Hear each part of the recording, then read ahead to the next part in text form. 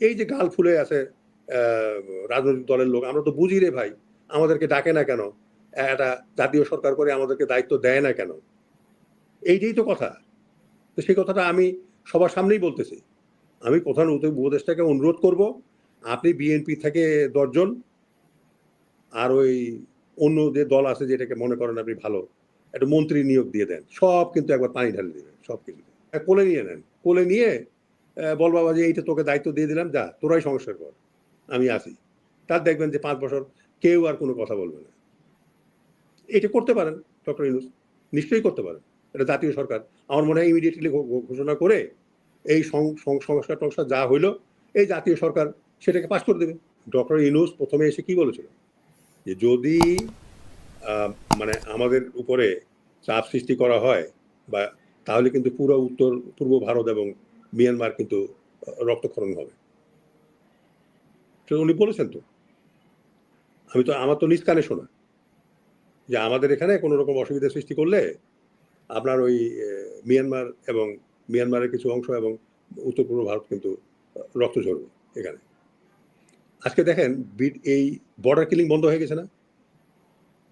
Border killing তো হচ্ছে না, আমার সাথে আপনি ভালো জানবেন। তো বন্ধ হলো কেন?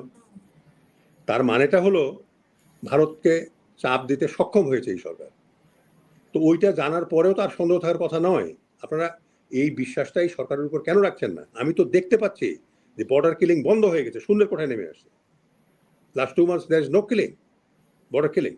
This is a great success of this government.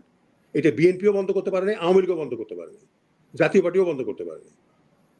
আমি যখন ডিজিবিডিএ ছিলাম তখন কিছুটা বন্ধ হয়েছিল, বিকজ আমি অর্ডার দিয়ে দিয়েছিলাম যে একটা বাঙালি মরবে, 3টে বিএসএফ এর ডেড বডি চাই।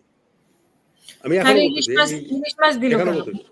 হ্যাঁ, তাহলে ইলিশ মাছ দিল কেন যদি ভারতের প্রতি এত প্রীতি না থাকে? ওই তো আমার অতি প্রিয় ব্যক্তি সরোয়ার, আমার সতীর্থ, কিন্তু বলেছেন এটা ব্যর্থতা, ভুল। শোনেন, মিষ্টি মুখ কুকুরে চাটে, প্রবাদ আছে না, মিষ্টি মুখ কুকুরে চাটে। আপনি রসগোল্লার শিরা লাগিয়ে রাস্তার মধ্যে পড়ে থাকেন, কুকুর প্রথমে এসে চাটবে, চাটতে চাটতে যখন রসগোল্লার শিরা খাওয়া শেষ, তখন মাংস খাওয়া শুরু করবে, শেষে দেখা যাবে আপনার কঙ্কাল পড়ে আছে। বুঝতে পারছেন আপনি? তো এখন এইটা এদেরকে বুঝাবে কে? আমি তো বলতেছি ইউনিভার্সিটির ক্লাসে বসে ছাত্রকে আইন বুঝানো আর বিচারকের সামনে আর্গুমেন্ট করা আইন নিয়ে দুই জিনিস রে ভাই, দুই জিনিস। এখন যে বলতেছে যে ট্রাইব্যুনালে বিচার করবে, 1 মাসের মধ্যে তদন্ত শেষ করবে, তারপরে বিচার, আসলে কি সম্ভব হবে কিনা? যেটা এখন কথা হলো যে এবি পার্টিতে তাজুল ইসলাম সাহেব আমার খুব প্রিয় ব্যক্তি, সোলেমান সাহেব আমার অতীব প্রিয় শ্রদ্ধেয় ব্যক্তি, তার পার্টিতে তো উনি ছিলেন। তো ওনার এই ধরনের অভিজ্ঞতা নাই। আইন উনি প্র্যাকটিস করেছেন হাইকোর্টে, কিন্তু এই ট্রাইব্যুনাল গঠন করে, একটা আন্তর্জাতিক ট্রাইব্যুনাল গঠন করে তার বিচার অ্যারেঞ্জ করা একটা বিরাট ব্যাপার। এটা একটা অভিজ্ঞতার ব্যাপার, বড় অভিজ্ঞতার ব্যাপার। এইটা তাকে দিয়ে আজকে আপনি করে ফেলবেন তা তো হবে না, তো সময় দিতে হবে। একটু সময় না দিলে তো হবে না, তো অভিজ্ঞতা তো অর্জন করতে হবে। ব্যাপারটা বুঝছেন? এই যে আমার বিয়ের 49 বছর হয়ে গেছে, এখনো আমি মনে করি আমি আমার স্ত্রীর সঙ্গে আমার এই ব্যবহারটা করা উচিত ছিল, তাহলে আমার জীবনটা আরো নান্দনিক হতো, সুন্দর হতো। ব্যাপারটা বুঝছেন আপনি? উনি আজকে আমি দেখে আসলাম, উনি 5 মাস ধরে হসপিটালে বেড রিডেন, কথা বলতে পারছেন না, নড়াচড়া করতে পারেন না।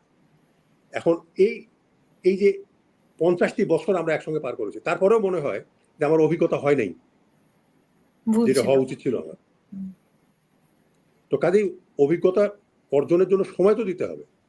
হ্যাঁ, একটা জিনিস আমি মনে করি, একটা ট্রান্সফরমেশন হইতে পারে। আমি সরোয়ার এটাকে হয়তো সমর্থন করবে না আমার কথাটা, সেটা হলো যে বিপ্লবী সরকার করার আর উপায় নাই, ওখানে আর ওই বিপ্লবী নাম আর দেওয়া যাবে না। শপথও নিয়েছে আপনার রাষ্ট্রপতির কাছে, যদিও আমি বলি যে শপথ নিয়ে এরা ভুল করেনি। ঠিক আছে, রাষ্ট্রপ্রধান উনি সরকারের অংশ না, সরকারকে তাড়ানো হয়েছে, রাষ্ট্রপতিকে তাড়ানো হয়নি। As a symbol of head of the state, এটা একটা সিম্বলিক পোস্ট, ঠিক আছে, নিয়েছে, এটা নিয়েছে। এইটাকে তো আর করা যাবে না। আমি মনে করি, আমি প্রধান উপদেষ্টাকে অনুরোধ করব, আপনি একটা জাতীয় সরকার গঠন করেন। এই যে গাল ফুলে আছে রাজনৈতিক দলের লোক, আমরা তো বুঝি রে ভাই, আমাদেরকে ডাকে না কেন, একটা জাতীয় সরকার করে আমাদেরকে দায়িত্ব দেয় না কেন? এইটাই তো কথা। তো সেই কথাটা আমি সবার সামনেই বলতেছি। আমি প্রধান উপদেষ্টাকে অনুরোধ করব, আপনি বিএনপি থেকে ১০ জন আর ওই অন্য যে দল আছে যেটাকে মনে করেন আপনি ভালো, একটা মন্ত্রী নিয়োগ দিয়ে দেন। সব কিন্তু একবার পানি ঢালে দিবেন, সব কিছু। সব আগুনে পানি ঢালা হয়ে যাবে।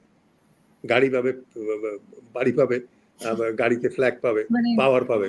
পাওয়ার তারপরে পাবে। আমরা দেখতে চাই জাতি হিসাবে সংস্কারের কি হয়। আমি ডক্টর ইউনূসকে বলবো এই চ্যালেঞ্জটা বিএনপিকে দেওয়ার জন্য যে ভাই আসেন, আসেন সরকারে জয়েন করেন, জাতীয় সরকার হোক, তারপরে সবাই মিলে আমরা এই গোলে হরিবোল দিই। হ্যাঁ, গোলে হরিবোল দেওয়া। তো সেটা ওইটা করলে ৫ বছর যদি এই সরকার থাকে কেউ কোনো আপত্তি করবে না। করেন সেটা, অসুবিধে কি? করে আলোচনা না করে একবারে মানে কোলের ছেলে কুঞ্জলাল নেন, কুঞ্জলালের মতো কোলে নেন তাকে, কোলের ছেলে কুঞ্জলাল। হ্যাঁ, তাকে কোলে নিয়ে নেন, কোলে নিয়ে বল বাবা যে এইটা তোকে দায়িত্ব দিয়ে দিলাম, যা তোরাই সংস্কার কর, আমি আছি। তার দেখবেন যে ৫ বছর কেউ আর কোনো কথা বলবে না। এটা করতে পারেন ডক্টর ইউনূস, নিশ্চয়ই করতে পারেন। এটা জাতীয় সরকার। আমার মনে হয় ইমিডিয়েটলি ঘোষণা করে এই সংস্কার টংস্কার যা হইলো এই জাতীয় সরকার সেটাকে পাস করে দেবে। আমি তো বলি আমাদের সরোয়ারকে ওখানে উপদেষ্টা বানালে খুব ভালো হবে। এবং আপনারা তিনজনই থাকলে সবাই খুব খুশি হবে। সোলমান চৌধুরী সাহেব ওখানে গেলে ভালো করতে পারবেন, অভিজ্ঞ মানুষ, সচিব ছিলেন, বিভিন্ন জায়গায় তিনি কাজ করেছেন। হ্যাঁ, তো কাজেই আমি মনে করি একটা জাতীয় সরকার ইমিডিয়েটলি প্রয়োজন। জাতীয় সরকার করে এই সংস্কার যা চলছে এই প্রসেসটাকে এগিয়ে নিয়ে গিয়ে ১ বছর ২ বছর ৩ বছর থাকেন, জাতীয় সরকার থাকেন, অসুবিধে কি? করে একটা ব্যবস্থা করে ফেলেন, সেটাই ভালো হয়। আমার মনে হয় এইটা বোধহয় এই সরকারের জন্য করা উচিত হবে বলে আমি মনে করি। আমি এই পর্যন্ত বলে শেষ করতে বাকি